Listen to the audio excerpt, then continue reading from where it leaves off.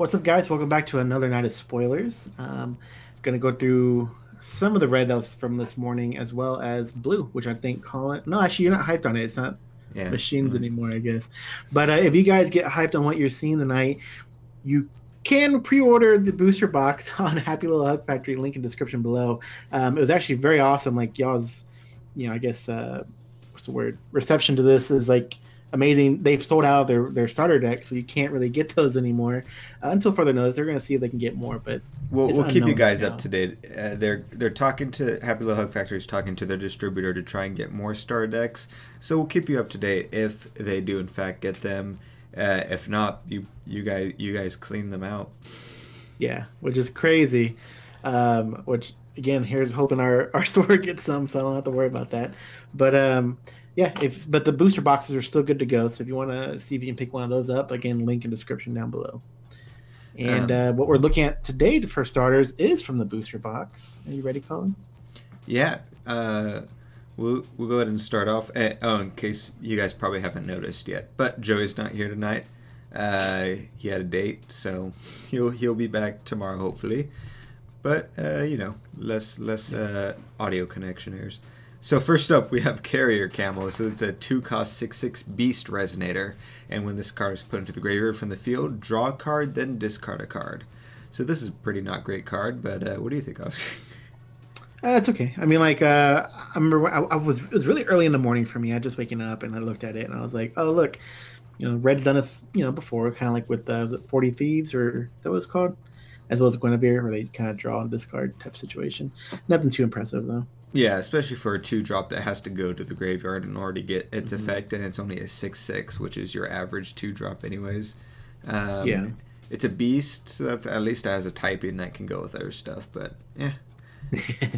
Next up, didn't click from there we go. City of Mirage, Sandora.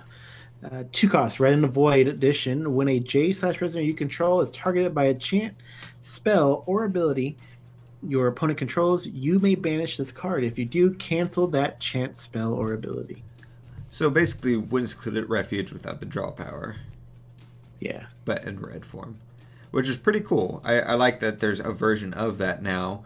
And especially, it's out of green and it's in red now. So you took that draw power out of it. So it still feels pretty balanced. And it's good to have as a sort of just backup, especially if you have a deck that's very reliant maybe on your J-Ruler or on your Resonators, and you need to make sure that they stay alive, but you're running pure mono red, so you don't necessarily have cancels or counters and stuff like that. So this is a nice way to slot something in. 2 costs kind of sucks, especially since you're not drawing a card, so you're not replacing it, and it's just sort of sitting there and your opponent is aware of it now.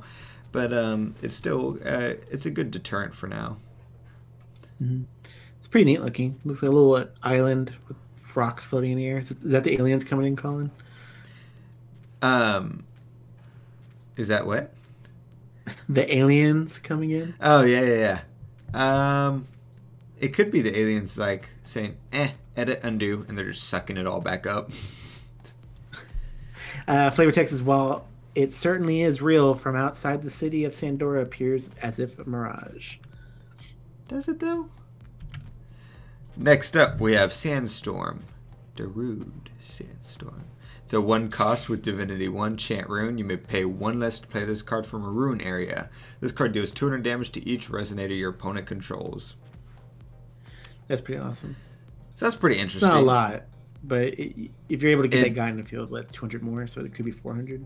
Well, I'll quote the very first comment. And the new Mana Dork had exactly 1 day in the sun.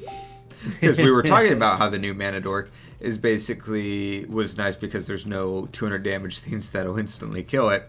And now we have literally a free card that only has 1 divinity. So there's no reason this is not going to be in almost every red deck that kills that Mana Dork. So going to be pretty much pointless to run that Mana Dork because now you have red and green. Not only do you have red and green, can kill it now for 1 will or less. This red, it pays red less to be in the rune area. You can put this card into every single rune deck in the format right now, regardless of what color you're running. And for Divinity 1, it's going to be a perfect way to round out your rune deck if you're at that 9 divinity level and need one more.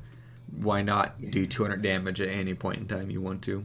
I mean, even that green deck, reveal that one that does 400, then reveal this immediately after when you get the chance to do 200 more. While you have the resonator out that all your stuff does an extra 100 or 200 damage. I forget what it was exactly. Yeah. So you're doing well, I was mostly seeing it in a mono green deck because you want to pay red for it at all. Yeah, but I was just pointing something else out, Oscar. Jesus. But yeah, it's and still inside of your deck, a 1-cost 200 field damage completely shuts down token decks and stuff like that. So it's still just overall a good card to run. Essentially, it's I don't know. I still am iffy how I feel about the just sheer amount of volume of free cards we're getting for the rune area. I don't know how I feel about that because I've never been a fan of free inside of any trading card game. So we'll see how it plays out. It might play out perfectly fine. We'll wait and see, but it's still a bit iffy. But last one up is something I was excited when I saw it. Magic Stone of Dueling. Special Magic Stone, you tap produce a red, or you can tap produce 2 red. Spin this will only to play activated abilities of J rulers you control. So this is crazy. Instantly helping out Isis already. Yeah, so you instantly just can, by tapping this 1 stone, you get your barrier. If you have 4 of these out, you can instantly at any point in time just deal 1,600 damage to any J resonators on the board on your opponent's side. And just a lot of different things like that. It's and it works with other J rulers. Obviously, it's not specific. So if there's a J ruler with a specific or with a red cost or void cost abilities, God's Arts, different things like that, this works for all of that. So yeah, this is really good. This is really good. Yeah, no, I definitely like that. That was all for today. Yeah. Yeah, so we'll take a look at tonight's. Here's a hoping it's on time. All right. There we go. This is very plain looking front compared to what we're used to. I like it though. I like it. Hopefully they come out with like full art texture versions of these. Are you gonna start it off? Okay, I guess I will. First up, we have Loki. It's Divinity 10, Judgment of only 3. I think that's the cheapest judgment we've seen out of the Valhalla rulers. And is it? I thought Adam was 2. Maybe I'm wrong. I think you're wrong. Energize a blue. Now then, or I forget Loki's a girl now. Now then, let's get this show on the road. That's what Loki sounds like. Weird. Joey wanted us to let guys know that he thinks that Loki's super hot. Yeah. All right, J ruler side. Hello, Loki, the Witch of Chaos. 800, 1200 Witch, Divinity 10. You may pay 2 void less for the awakening cost of spells you control. Wow! If you awaken a spell multiple times, you may pay 2 less for every awakening. Huh. That's pretty good. I think. That is like. I want to see what new awakenings we get in spells. Like right now, I'm already typing in awakening on chance right now to see what we have. It's any spells like resonators with awakenings and stuff like that too. Oh, I didn't even think about that. Why not? It's spells. I didn't think about that. While you're looking that up, the power of the gods. I wonder will they manage to master it? All right, what are you saying? So this is the blue deck, and it's a blue starter. And that means that the one that was revealed for machines was it Erendite, the Nitrogen Blade, which is 1 blue quick cast, awakening of a blue and 2 void. Now it just has awakening of 1 blue. It says cancel target automatic ability of a resonator. This card is awaken, destroy that resonator. I don't know, just cool now. Like all these options that opens up. Yeah, no, I'm thinking of a lot of cool stuff, especially. I'll have to look it up later, but there's some stuff on top of my head on. But if you want to get the next card. Yeah, next one up will be Scarecrow Guide.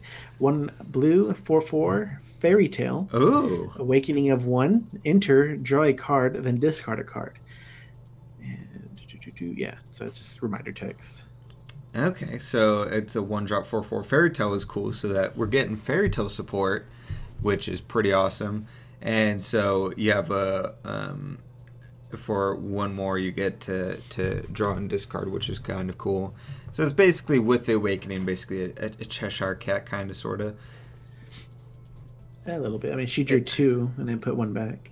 Yeah, but you know what I'm trying to get at. But yeah. And so if you're Judgment it, you just get the Awakening for free. Yeah. Not too bad. I mean, you do depend on that Awakening, and we already have the 1 destruction of a J-Ruler card, but we'll see. Well, yeah. I like the artwork, though. It's pretty cool for Fairy Tale. Ooh.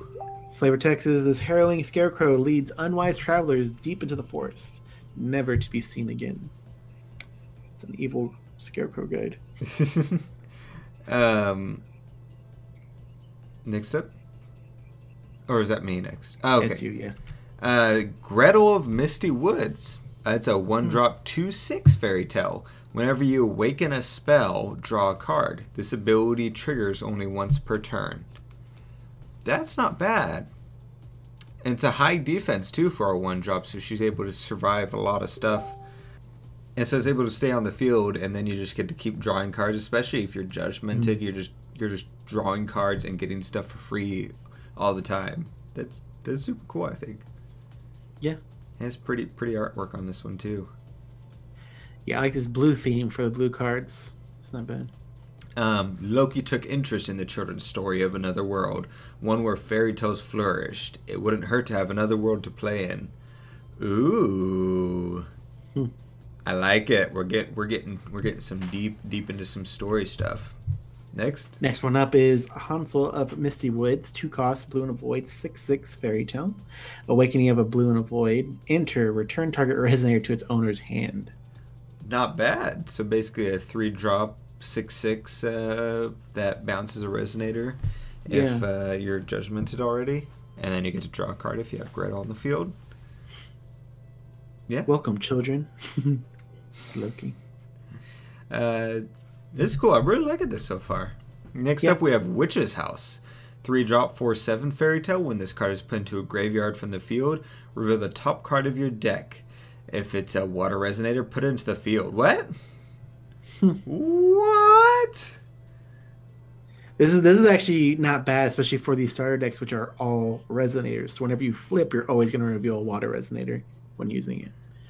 And you have, instead of blue already, inside the machine deck, you had the card, I don't know if it was Rune or whatever, that you look at the top 4 cards of your deck and rearrange them or something like that. Oh, yeah. So now you can fix the top of your deck, and you just need some mechanism to put this into your graveyard when the time is right, and you're good to go. Somebody brought up a really good point. Shion would love this house. Oh, yes. Shion would. Just check, but you know what? I'll play that house now. That's awesome. Hansel and Gretl came upon a strange cottage in the woods that apparently can attack and defend itself. Okay. Last up is Loki's Watchdog Fenrir. Right? Fenrir? Yeah. 4 cost, 2 blue, 2 void, 1,000 beast. Awakening of 2. Enter, draw 2 cards. Wow. Second enter is Awakening target Awakening of 2. Target a resonator, its controller banishes it. Wowzers. Yeah. So this gets around the Eternal mechanic as well, because you get to specifically target a resonator and your opponent banishes it, so it's not destroying it or anything, so it's a way to get around that if, in fact, Eternal is somehow active on your turn, or any other mechanics, really. And if you're Judgmented, then you get both of those Awakenings for free. Just so you just get a 4-drop 1,000 that draws 2 cards and banishes a resonator. Shoot, man. You can't awaken from deck, huh? Because that Witch's House would pull it in. It's only as you play it, I'm assuming. We'll see, right? They change that up. I'll read this comment as well. He protect, he attack, but most of all, he puts cards on the stack. He puts card draw on the stack. Yeah, no, that's super cool. I'm really liking how this type of deck might turn out with the Awakenings and stuff, and also like the kind of cool combos we could see with other Awakenings and New Frontiers, as well as like how to work in Wonder or Epic Stories and stuff like that. There's a lot of cool stuff I think you could be doing here. Yeah. I wonder if he shapeshifts at all. And if you look at Loki's ruler side, that's supposed to be him in the background. Because those balls are floating around him and his card and on the background of that card of Loki. Those balls, those balls. Oh. Maybe we'll find out next time on Force of Will. But that's all we got for tonight, I believe. Hope you guys enjoyed it, and we'll see you all next time. Yep.